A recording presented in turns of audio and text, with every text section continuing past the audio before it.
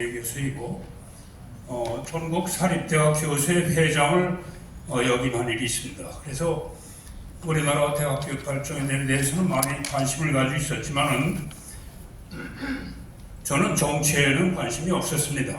그런데 4년 전 4.15 부정선거를 보고 이거는 우리 국민의 기본권을 유린한 중대한 범죄라는 것을 깨닫고, 그때부터 이것은 우리나라 선거는 완전히 부정선거라고 확신을 하게 되고, 그에 정치에 대해서 관심을 갖고 제목 글도 쓰고 그랬었는데, 이번 선거도 똑같은 부정선거이기 때문에 제가 이것을 절대로 용인해서는 안 된다. 이것은 우리의 기본권에 관계되는 것인데, 우리 기본권인 투표권을 유린한 것이기 때문에 나에게 직접적인 이해관계가 있는 것이다, 이렇게 생각하고 제가 전 목사님한테 편지를 드렸습니다.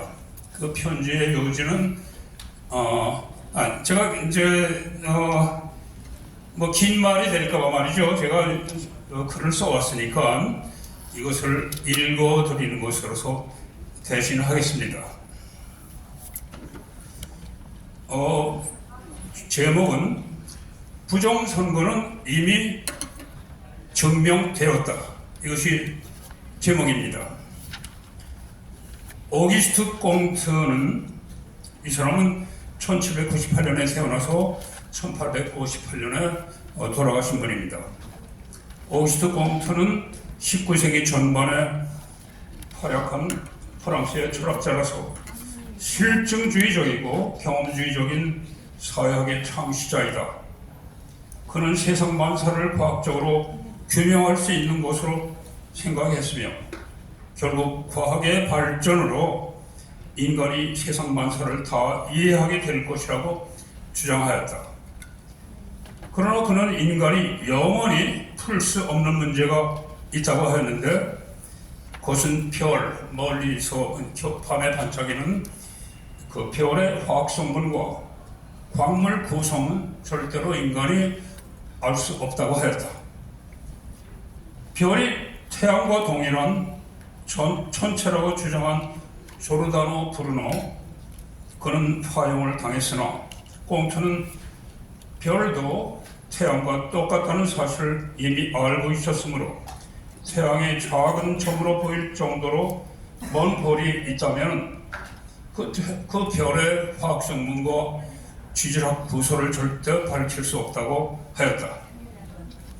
그러나 꽁트 사망 후 얼마 되지 않아서 분광학이 발전하면서 별의 화학성분과 광물 구성도 명확히 밝혀지게 되었다.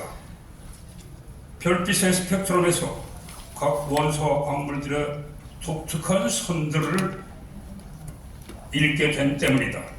이전에도 사람들은 별빛을 보아왔으나 그 별빛이 원소와 광물 존재의 확실한 증거가 된다는 사실을 알지 못했다. 한국의 부정선거 문제도 마찬가지다. 부정선거의 명확한 과학적 증거들이 별빛에 포함된 스펙트럼 선과 같이 거의 다 확실히 드러난 것이다. 그러나 대부분의 사람들이 이를 전혀 깨닫지 못하고 있는 것이 문제이다. 제1의 증거는 2020년 4.15 총선에서 당락이 사전선거에 의하여 결정된다는 사실을 발견한 것이다. 그것이 위대한 발견입니다. 우리는 선거에 관심이 없었기 때문에 사전선거에 의해서 당락이 바뀐다는 사실을 몰랐는데, 그것을 누군가가 밝혀낸 것이요, 이것이 제일 증명이 되는 것입니다.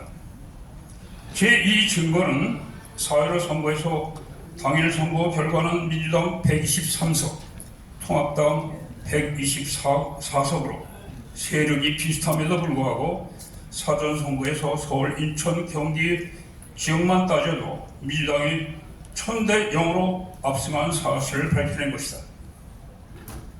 명지대 박영화 교수는 이를 동전 10개를 던져 모두 앞면이 나오는 것과 같은 실현 불가능한 현상이므로 인위적 조작이 있었다고 하였고, 서울대 박성현 명예 교수도 이런 결과는 신이 미리 지정하지 않고는 일어날 수 없다고 하였다. 따라서 이것이 부정선거란 명확한 두 번째 증거가 되는 것이다.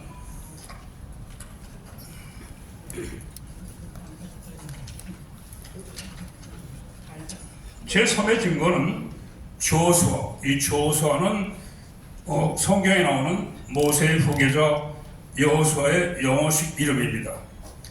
제3의 증거는 조수아 씨가 밝혀냈다. 그는 선관위 발표 자료들을 전부 엑셀에 옮겨놓고 정밀 분석하여 당시 민주당 전략기획위원장이었던 이근형이 4.15 총선 당일 출구조사에서 발표하였다가 급히 삭제한 사전투표 보정법의 정체를 밝혀낸 것이다. 그 내용은 컴퓨터를 조작하여 서울, 인천, 경기 지역에서는 통합당 투표 3표에서 1표씩을 민주당 투표로 빼돌렸고, 부산, 충청 지역에서는 4표당 1표, 경남에서는 5표당 1표, 대구에서는 6표당 1표를 빼돌렸다는 것이다. 이게 대단한 발견입니다. 그래서 이근영의 보정법의 정체를 밝혀낸 것입니다. 이상은 4.15 총선이 부정선거라는 명확한 그리고 직접적인 증거이다. 그럼에도 불구하고 이를 이해하지 못하고 다른 증거들이 필요하다고 주장하는 것은 별빛에 포함된 스펙트럼 선을 이해하지 못하고 별에서 직접 채취한 자료가 필요 없으니까 자료가 없으므로 별의 성분을 알 수 없다고 주장하는 어리석음과 같다. 금년에 치른 4.10 총선에서도 4년 전에 4.15 부정선거 그대로 재현되었다. 그러므로 어느 단체든지 4.10 총선 무효와 재선거 실시를 공식적으로 요구하면서 제22대 국회 구성 반대 투쟁에 나서는 것이 시급하다. 아직까지 지금 현재 우리가 이 모이는 이 집회 타이틀도 부정선거 규명인데 규명은 필요가 없습니다. 부정선거라는 것은 우리가 확실히 인정을 해야 되고 대한민국의 많은 조직 단체 중에서 최초로 4.10 선거는 부정선거임으로 인정할 수 없다. 이렇게 해야 된다고 봅니다. 우리는 4.10 총선이 부정선거로서 원천적 무효라는 사실을 이해하고 있다고 하면 구체적으로 앞으로 우리가 요구할 사항은 다음에 4가지로 요약할 수 있다. 대한민국 헌법 제1조에 대한민국의 주권은 국민에게 있다고 기록되어 있는데 투표는 그 주권을 행사하는 유일한 방법이라고 할 수 있다. 그러나 불행하게도 2018년 지방선거부터 금년 4.10 선거까지 계속되어 온 전국적인 사전투표 개수 조작으로 국민의 투표권, 즉 주권은 유린되어 왔다. 이에 우리는 4.10 총선 무효를 선언하며 국민의 이름으로 다음과 같이 요구한다.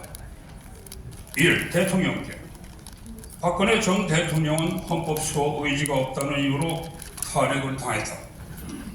그런데 윤석열 대통령은 국민 주권을 유린한 반헌법 선거 범죄에 대한 국민들의 수사와 응징 요구를 외면한 결과 4.10 총선에서 이러한 사전선거 개표 부정이 저질러졌으니 대통령의 헌법소 의지가 의심받게 되었다.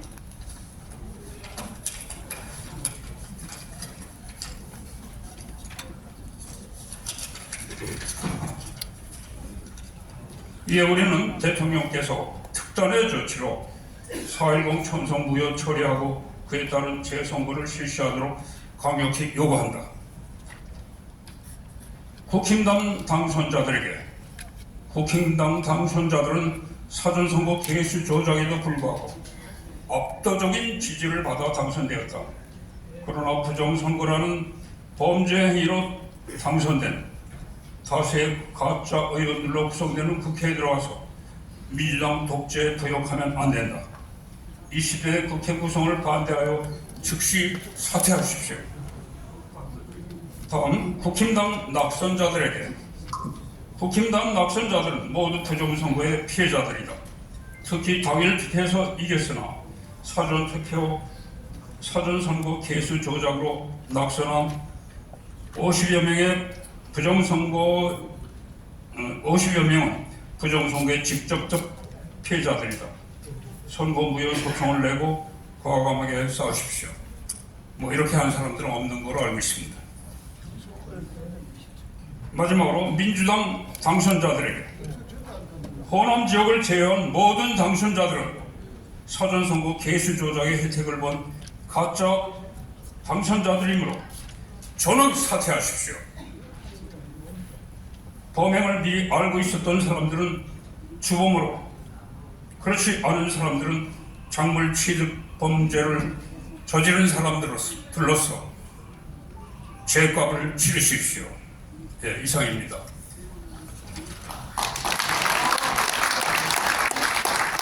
혹시 질문 있으십니까?